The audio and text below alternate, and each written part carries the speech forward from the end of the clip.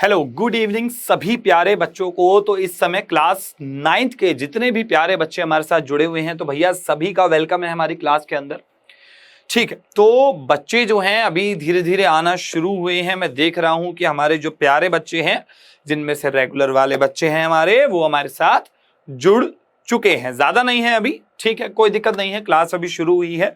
अभी बच्चे जो हैं हमारे वो धीरे धीरे आते हैं, धीरे धीरे जागते हैं भैया। नींद के बड़े पक्के हैं ये बच्चे, है कि नहीं है। तो सबसे पहला काम क्या करना है? ओ भैया आ गए, हमारे बच्चे आ गए, बहुत बढ़िया। ठीक है, तो सबसे पहला काम बेटा आप लोगों को क्या करना है कि हमारी इस क्लास को भाई पसंद तो आप करते ही हो, है ना। ऐसा नहीं है कि आप लोग पसंद नहीं करते हो क्लास को। तो करना क्या है, इस क्लास को बेटा शेयर कर दीजिए। हमारे जितने भी ग्रुप्स हैं, आप लोगों के जितने भी ग्रुप हैं, हर जगह शेयर कर दीजिए ताकि ज्यादा से ज्यादा बच्चे जो हैं वो आपके साथ जुड़ जाएं। जी हाँ, अभी बच्चे ज्यादा नहीं हैं, देख सकता हूं मैं आप लोगों को। आज बच्चे मुझे बड़े खुश लग रहे हैं मेरे। ठीक है, इसी के साथ एक और चीज जिसके बारे में हमें बात करनी है वो ये है, और इससे पहले आप लोग आगे बढ़ो तो मैं बता दूं कि अगर आप लोग ये कह रहे हो कि भैया आज आप लोग आपके जो स्पेक्स हैं, जो चश्मे हैं, है ना, जो स्पेक्स आपने लगा रखे थे हमारी इससे पहली वाली क्लास में, वो कहाँ गए? तो भैया भूल गए आज लाना, हम तो आज ऐसे ही काम चलाना हमें पड़ेगा। चलिए, इसी के साथ बेटा एक और चीज जो मुझे जिसके बारे में मैं पहले बात करने वाला था वो है हमारा ये चैप्टर। हम सभी जानते हैं कि हमारी हिस्ट्री का ये चैप्टर है और एक बहुत ही महत्वपूर्ण चैप्टर ये हमारा बन जाता है। यही कारण है कि अभी हमें इसको क्या कहते हैं, इसको पूरा करने में हमें इतना समय लग रहा है कि हमारे इतने ज्यादा लेक्चर्स अब तक बढ़ चुके हैं और अभी भी शायद हमें कुछ लेक्चर्स, है ना, और लग सकते हैं इसको कंप्लीट करने में। तो ये एक बहुत बड़ा रीजन है हमारी क्लास का कि अभी हमारा जो मेन फोकस है वो आप बातचीत करने में कम और अपने इस चैप्टर को थोड़ा सा खींचने पे ज्यादा है, ताकि जो एक दो लेक्चर शायद हमारे अच्छी तरीके से केवल फोकस के साथ पढ़ने से शायद एक दो लेक्चर का फर्क आ जाए और आप लोगों को पूरा चैप्टर अगर रिवाइज करना हो तो आपको एक दो लेक्चर कम देखने पड़े, तो इसका फायदा बहुत ज्यादा हो जाता है। चलिए, ये बात तो हमने कर ली हिस्ट्री को लेके, इतिहास को लेके और इसके लेक्चर्स को लेके। ठीक है, और भैया जो बच्चे आ चुके हैं, नए बच्चे जो हमारे साथ अब जुड़ रहे हैं, ज्यादा बच्चे नहीं दिख रहे हैं मुझे, बट ठीक है जैसे भी हैं। बेटा आप सभी बच्चों से एक रिक्वेस्ट है कि जल्दी से इस क्लास को या अपने जितने भी साथी हैं आपके जो रेगुलर आते हैं हमारी क्लास में, है ना, उन सभी को बुला लीजिए। ग्रुप में शायद आप लोगों ने शेयर कर दिया है और जल्दी से एक बार आप उन सभी बच्चों को बुला लीजिए। ठीक है, फिर हम क्या करेंगे, हमारी इस क्लास को चालू करेंगे। और बच्चे जो हैं कर रहे हैं एकदम कमेंट्स में हेलो इवनिंग, गुड इवनिंग सब लग रहे हैं। कोई कह रहा है प्रेजेंट सर, कोई कह रहा है गुड इवनिंग। तो भैया सभी को गुड इवनिंग है, ऑलरेडी कर चुका हूं मैं एक बार। ठीक है, मैं बढ़िया हूं भैया। जो भी बच्चे पूछ रहे हैं कमेंट्स में कि भाई सर आप कैसे हैं, बढ़िया एकदम। चलिए स्टार्ट करते हैं बिना समय को व्यर्थ करें और सीधे पहुंचते हैं हमारे आज के इस टॉपिक के ऊपर, जो कि एक बहुत ही इंटरेस्टिंग टॉपिक होने वाला है। तो आप सभी को अगर याद होगा, हमने इससे पहले वाली जो हमारा लेक्चर था उसके अंदर हमारा जो अंत हुआ था उस लेक्चर का, वो हुआ था रॉबेस्पियर पे, है ना, मैक्सिमिलियन रॉबेस्पियर पर हमने उस चैप्टर को अंत किया था। चैप्टर मतलब हमारे जो लेक्चर था उसको हमने वहां ऐड कर दिया था। अब कहानी जहां से हमने पिछले लेक्चर में खत्म करी थी, आज वहीं से हम उस कहानी को आगे लेकर चलेंगे। ठीक है,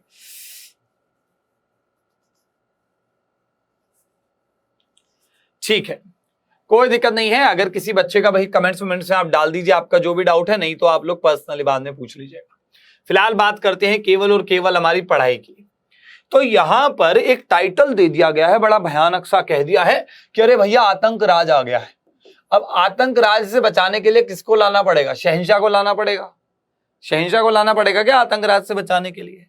शहंशाह तो ध्यान ही होगा आप लोगों को, लोहे का हाथ, है ना, अंधेरों का देवता, मसीहा, देवता नहीं मसीहा।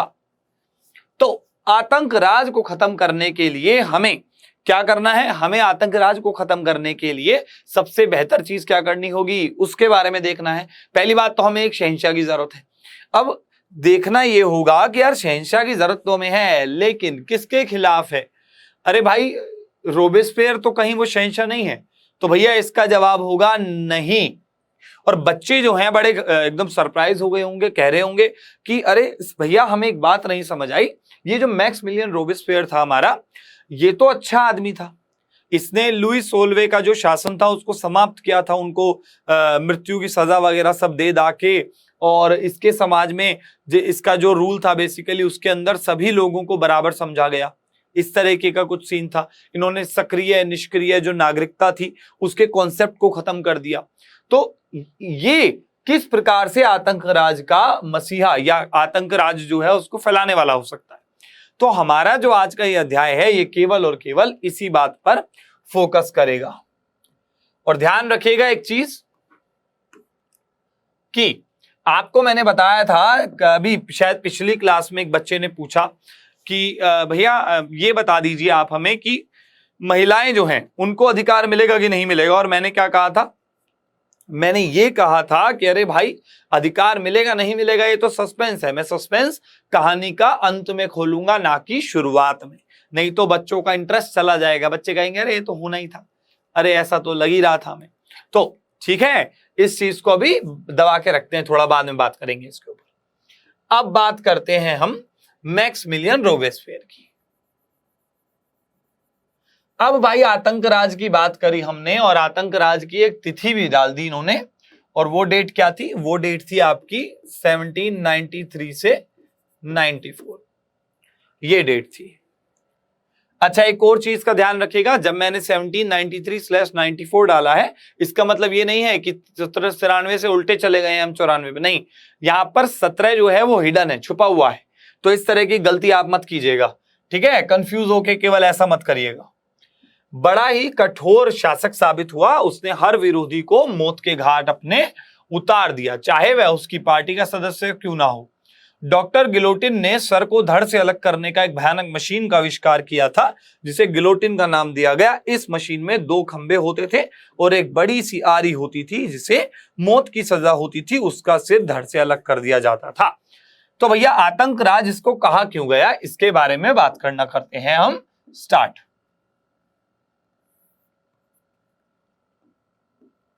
आतंक राज का सबसे बड़ा जो एक व्यक्ति था इसके अंदर, वो कौन था, वो था हमारा मैक्सिमिलियन।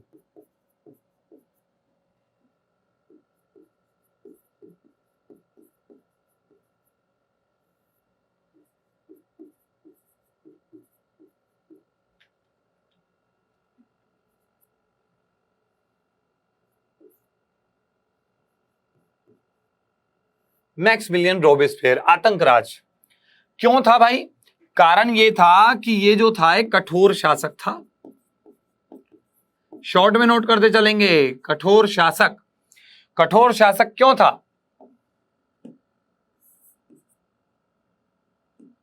कठोर शासक होने के पीछे ये था कि विरोध करने वाले को, चाहे वो कोई भी हो,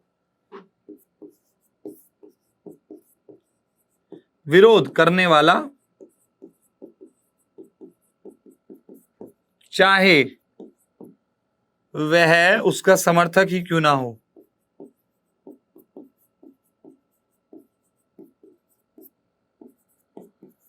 विरोध करने वाला मौत के घाट उतार दिया जाता था।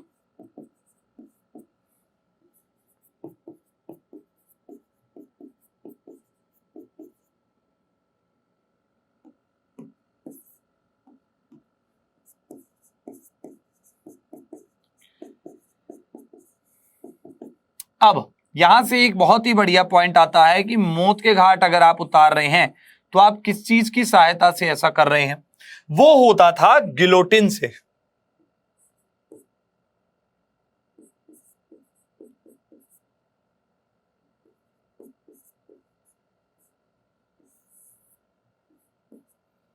अब जो ये गिलोटिन थी भाई, गिलोटिन क्या है, एक प्रकार की मशीन थी, है भाई, जी हां, है ना। तो गिलोटिन जो है वो क्या है, एक प्रकार की मशीन थी जो कुछ इस तरीके की होती थी, 2 खंबे होते थे और बीच में एक आरी होती थी जो कि इस तरीके से बंधी होती थी। और मान लीजिए कोई व्यक्ति की गर्दन यहां पर डाल दी गई, किसी व्यक्ति की गर्दन यहां डाल दी गई, ऊपर से इसको छोड़ दिया जाता था और ये आरी जो है ये नीचे आती थी और यहां पे अगर उस व्यक्ति की गर्दन है तो भाई साहब को बिल्कुल खुश आदमी से दुखी आदमी कर देती थी, सीधे सर को धड़क कर देती थी। तो इस मशीन में करा क्या जाता था, बेसिकली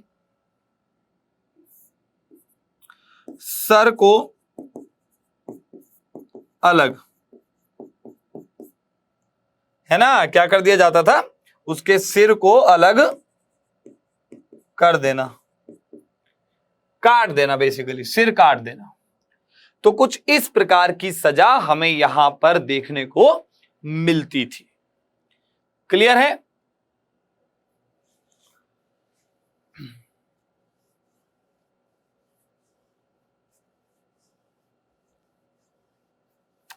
भाई कोशिश ये करिए सभी बच्चे कि केवल और केवल पढ़ाई पे ही फोकस रहे बेटा आप लोगों का, है ना। बाद की बातें जो हैं वैसे भी हो सकती हैं, तो मेन फोकस हमारा पढ़ाई पे होना चाहिए। एक बार मैं आपको दोबारा से ये एक्सप्लेन कर देता हूं।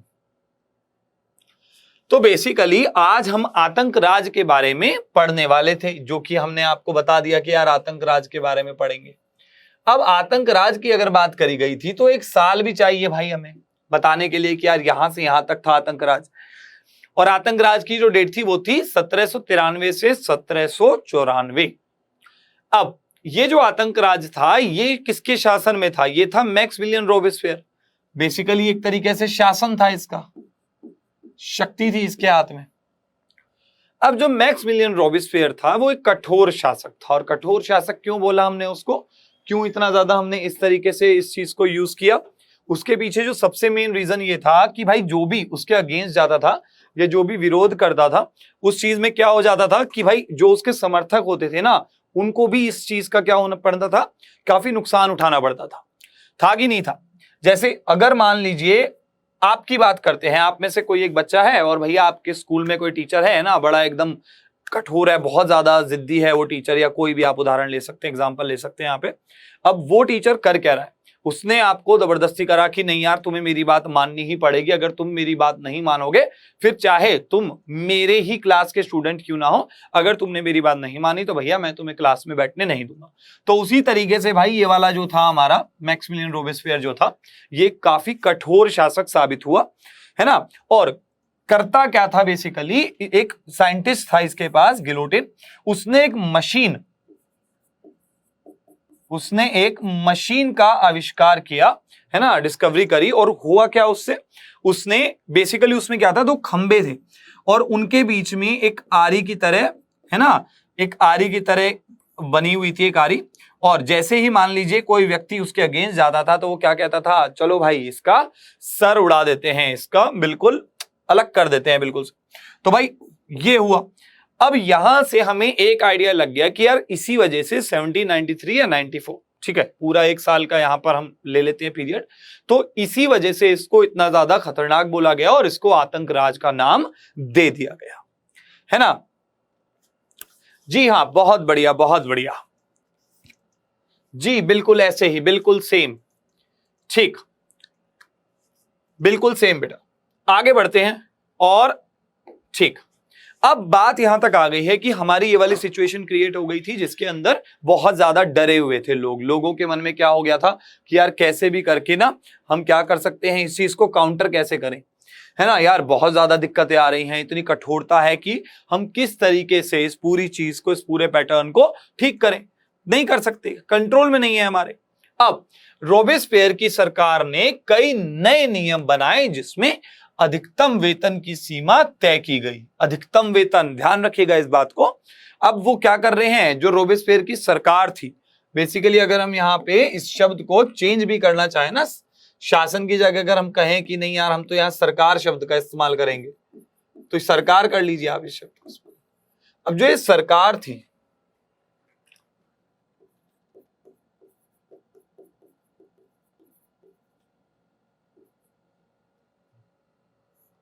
रॉबेस्पियर की सरकार जो थी वो क्या कर रही थी, बेसिकली नियम बना रही थी। अब ये जो नियम थे ये कुछ इस तरीके के थे कि पहला जो सबसे महत्वपूर्ण नियम ये लेकर आए कि अधिकतम वेतन की सीमा तय कर दी गई। अधिकतम वेतन होता है, अभी बताते हैं इसके बारे में, अधिकतम वेतन की सीमा है कि नहीं है। तो अधिकतम वेतन की जो सीमा है उसको तय कर दिया गया। अब क्योंकि अधिकतम वेतन की सीमा तय हो गई है तो यहां से एक बढ़िया चीज क्या निकली कि अगर यार अधिकतम वेतन की आपने तय कर दिया है तो इसका मतलब कोई भी जो फर्म होगी या कोई भी संस्था होगी, अगर वो किसी को हायर कर रही है, किसी को काम पे रख रही है या कुछ भी पूरा की पूरा लेना देना, मतलब सैलरी जहां पर भी वेतन इधर उधर हो रहा हो, तो उस स्थिति में जो वेतन है वो उस सीमा से ज्यादा नहीं होना चाहिए, है ना। लिमिट तय कर दी कि यार इससे ज्यादा नहीं देने देंगे किसी को भी। चीजों के दाम तय हुए और कई सामान की राशनिंग की गई, यानी कि चीजों के दाम तय कर दिए गए। अब कोई भी अपनी मन मर्जी से एमआरपी होता है ना, जैसे आपका कि भैया एमआरपी से ऊपर नहीं देना दे सकते आप, भारत सरकार कहती है ऐसा। तो उसी तरीके से इन्होंने क्या कर दिया, चीजों की कीमत तय कर दी।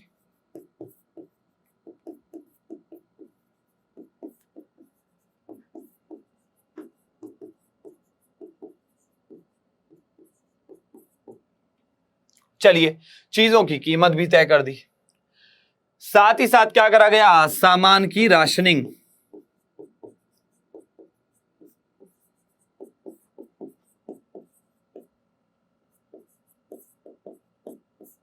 अब जो हमारा सेकंड और थर्ड पॉइंट है, इससे एक बेनिफिट ये हुआ क्योंकि अब चीजों की कीमत तय कर दी है तो इसका मतलब अब जो भी विक्रेता होंगे, चीजों को बेचने वाले होंगे, चाहे वो कोई भी सामग्री हो, वो क्या कर सकते हैं भाई, वो अपने अनुसार चीजों को डिसाइड नहीं कर सकते। अब जो रोबेस्पियर की सरकार थी उसने ये चीजें अपने हाथ में ले ली थी, है ना।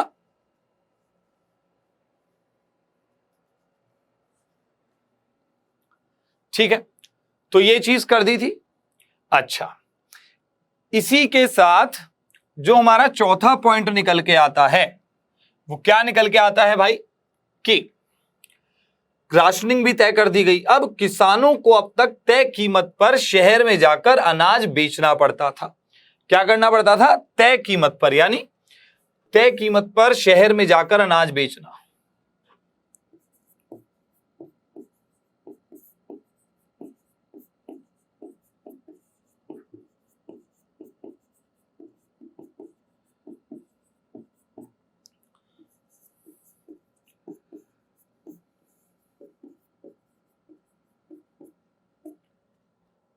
ठीक है।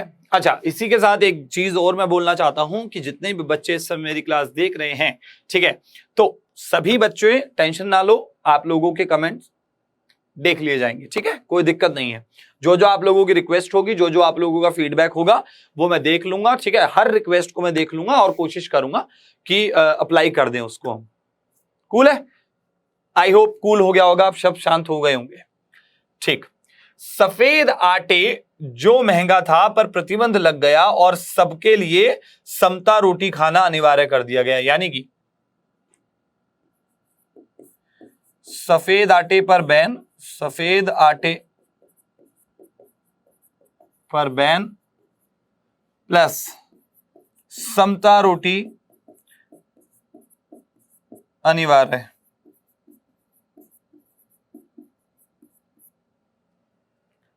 तो ये हमारे इन्होंने क्या करा भाई, ये कुछ नियम ये लोग लेकर आ गए। अब सवाल ये उठता है, ये चीज तो हम भी भली भांति जानते हैं कि समाज हर नियम को सही तरीके से समझ ले और उसका प्रयोग कर ले, ये संभव नहीं है, ये आप लोग जानते हैं,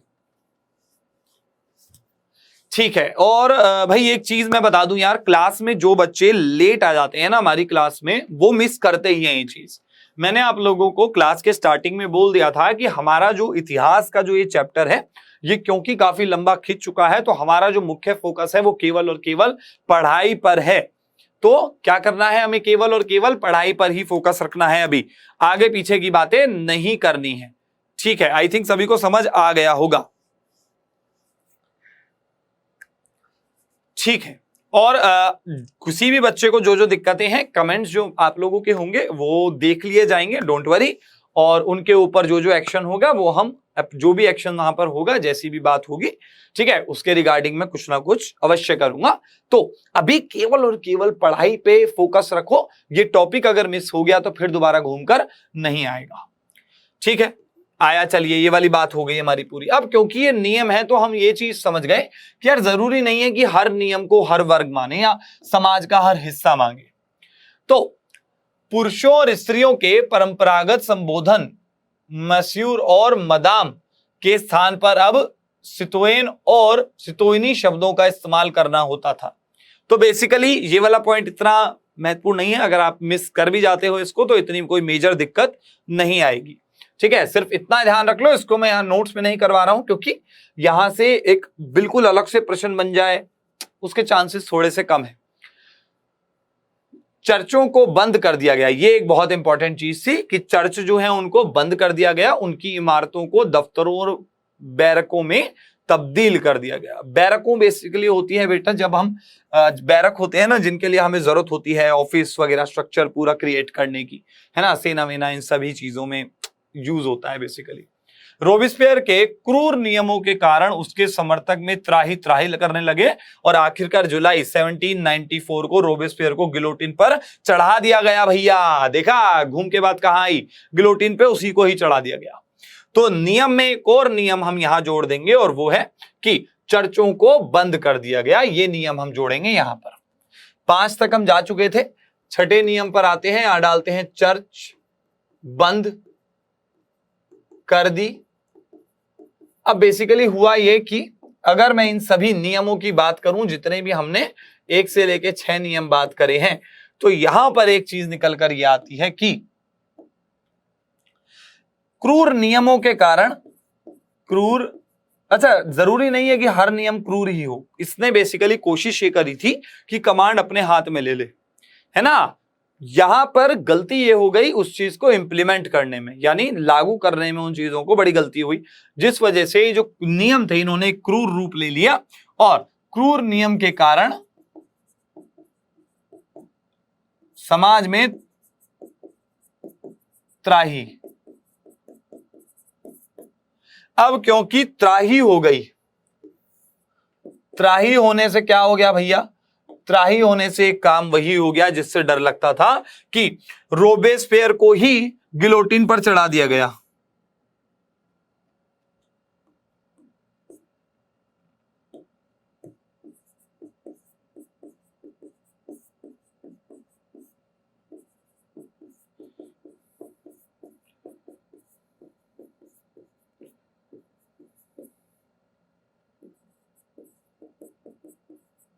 और कब चढ़ाया गया इसको, 1794 जुलाई,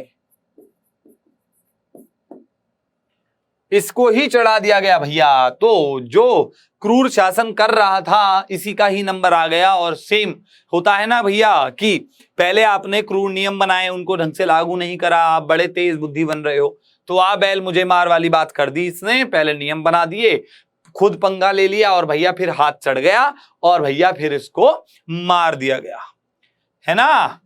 क्लियर हो गया होगा यहां तक तो आप लोगों को।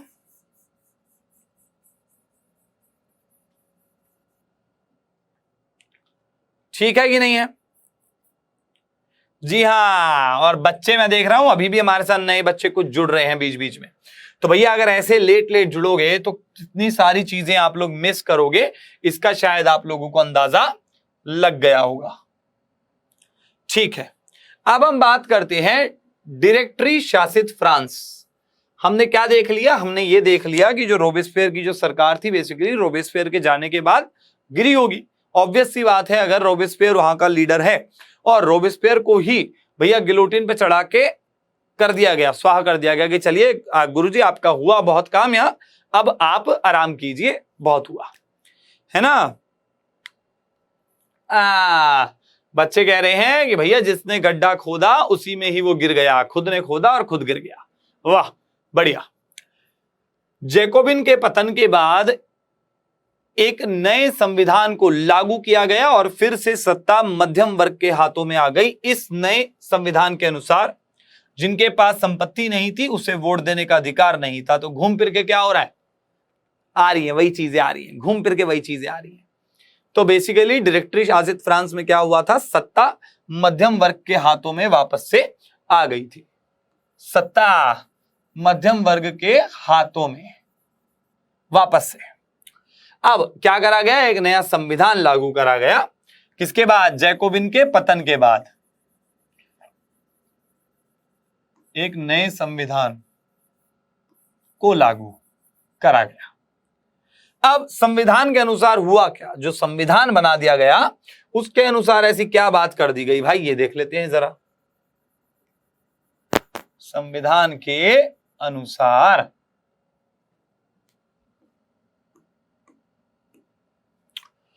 अब भाई संविधान के अनुसार क्या हुआ कि संपत्ति जिनके पास नहीं थी, यानी कि वही सेम वाली चीज जो संविधान जब पहली बार लागू हुआ है ना, संवैधानिक राजतंत्र जब लागू हुआ तो वहां पर यह चीज थी कि अगर आप पे संपत्ति नहीं है तो आप वोट नहीं दे सकते हो।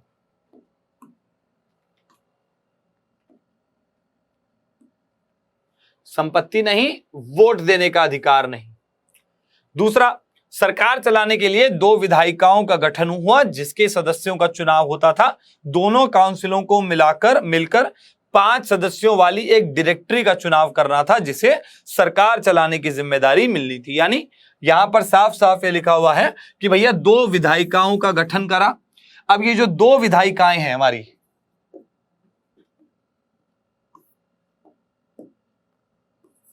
दो विधायिकाएं जो हैं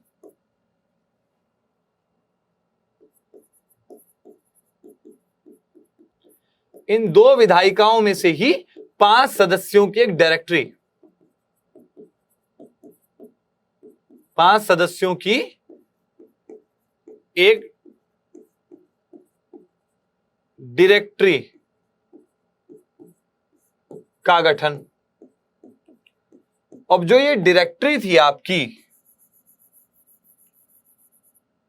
अब जो ये डायरेक्टरी थी हमारी है ना, इस डायरेक्टरी का काम क्या था, सरकार चलाना।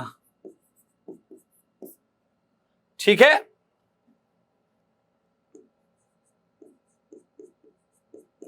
अच्छा अब 2 विधायिकाएं जो हैं इनके लिए चुनाव हुए।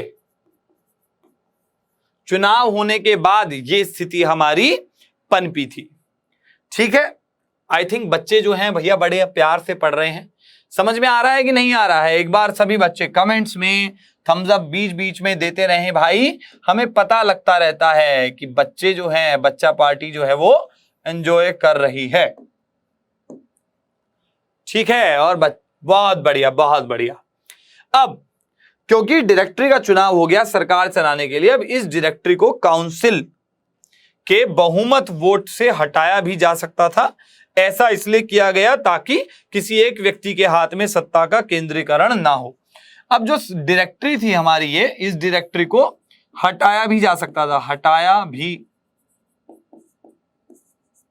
जा सकता था। ऐसा नहीं था कि भैया अब बिल्कुल असीम शक्तियां उसको दे दी गई थी। और हटाने का तरीका क्या था, हटाने के लिए सिंपल है, काउंसिल के बहुमत वोट की आवश्यकता।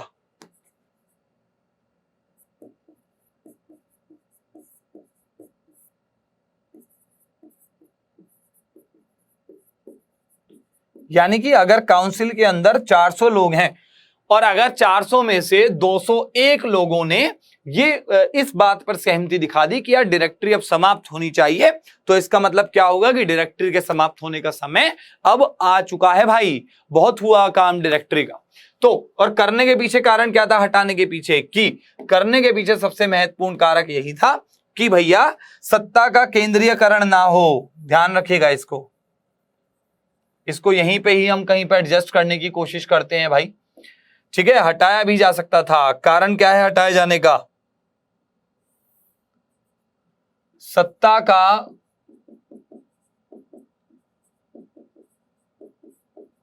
केंद्रीयकरण न हो।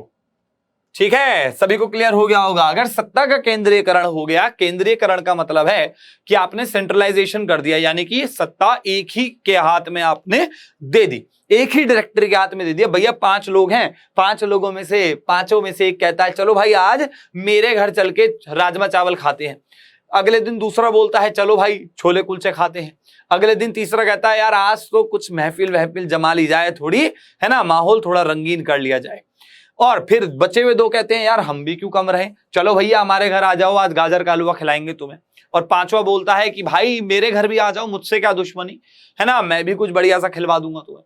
तो इस तरीके से इन 5 में मान लो भाईचारा हो गया, एकदम भाई भाई बन गए कि भैया तू मेरा भाई है और मैं आज प्लेन चलाऊं, प्लेन उड़ाऊंगा। अब भैया अगर प्लेन उड़ाने तक की नौबत इनके आपस में बीच में आ गई, इतनी गहरी इनकी दोस्ती हो गई, और आपने क्या कर दिया, इसको हटाने की एक स्थिति पैदा नहीं करी, कोई नियम नहीं बनाया कि यार डायरेक्टरी को हटाया भी जा सकता है कि नहीं हटाया जा सकता है, तो क्या है, फंस जाओगे, है ना। डायरेक्टरी के आपस में मेलजोल हो गया, एकदम हाथ मुट्ठी सब बंद हो गई, उसके बाद तो भैया क्या होगा समझ ही जाओ सारे, है कि नहीं है। जैसे भारत में हमारा न्यायपालिका, विधायिका और कार्यपालिका, तीनों में क्या है, बंटवारा है सत्ता का, सत्ता की साझेदारी है, ना कि सत्ता का केंद्रीयकरण। तो एक चीज समझ लेना यहां से, एक और कॉन्सेप्ट आप लोगों का आज क्लियर हो गया है भाई, कि सत्ता की साझेदारी क्या है, बिल्कुल उल्टी है, यानी सत्ता की साझेदारी का कोई लेना देना नहीं, किससे, सत्ता के केंद्रीयकरण से।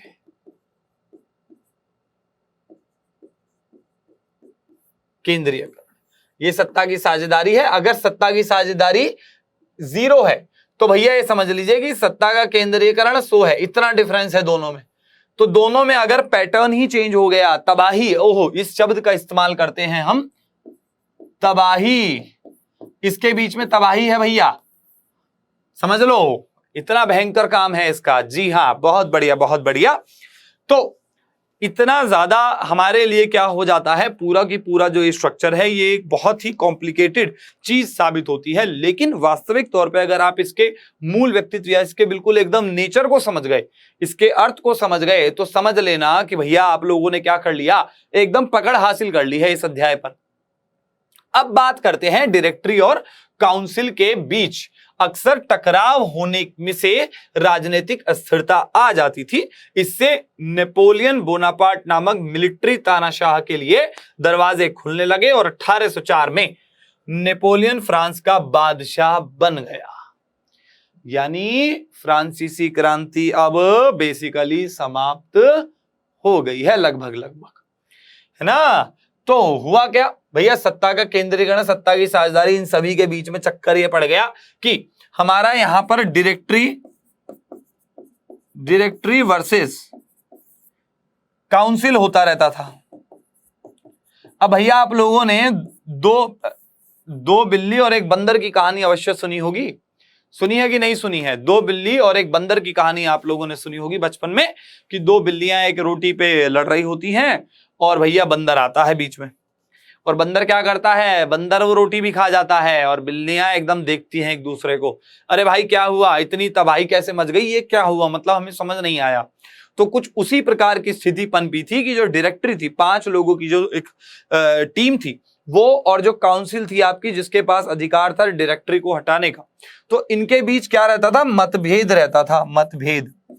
अब जो ये मतभेद था ना, इसका फायदा उठा लिया किसने, फायदा उठाया, और किसने उठाया है फायदा, ये फायदा उठाया हमारे भाई साहब नेपोलियन बोनापार्ट ने। किसने,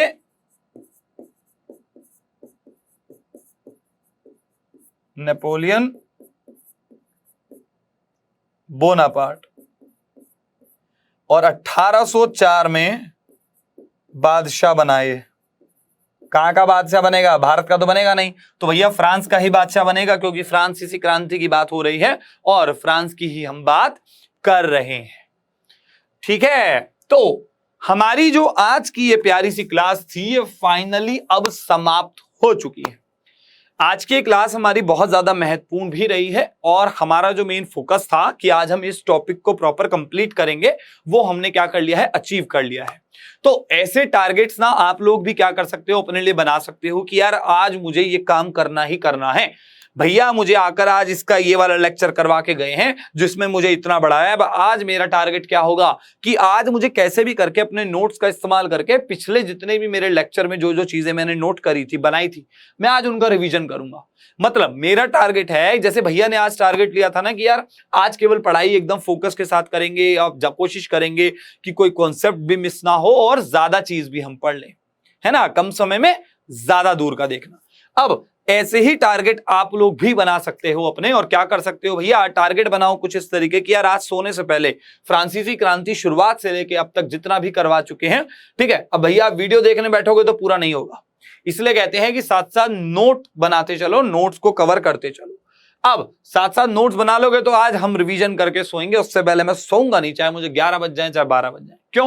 क्योंकि ये चैप्टर आपका क्लास 9th के लिए जितना महत्वपूर्ण है उतना ही क्लास 10th, यानी कि क्लास 10th में जब आप लोग जाओगे तो यहीं से कुछ नई नई चीजें निकलेंगी। और इतिहास की एक सबसे बड़ी खास बात क्या है, और इसका एक नुकसान भी बहुत बड़ा है।